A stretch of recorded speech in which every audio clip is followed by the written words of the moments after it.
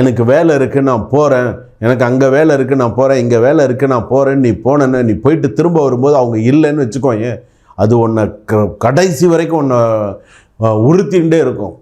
நீ நல்லவனாக இருந்தால் என்ன சில அவங்க கடைசின்னு அவங்க அந்த மாத்திரை வாங்கி கேட்டாங்க, நம்மளால் வாங்கி கொடுக்க முடியலையே, வாங்கி கொடுத்துருந்தா கூட அவங்க நன்னா இருந்திருப்பாங்களோ அப்படிங்கிற மாதிரி கடைசி நேரத்தில் அந்த யோசிக்கக்கூடிய சூழ்நிலைகள் வரும். நீ வரும்போது அவங்க இருக்க மாட்டாங்க. அதனால தான் பெரியோர்கள் சொல்ல தட்டக்கூடாது.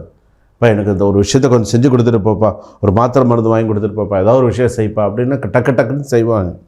சில பேரெல்லாம் செய்யக்கூடிய அந்த பக்குவம் அப்படிங்கிறது உண்டு.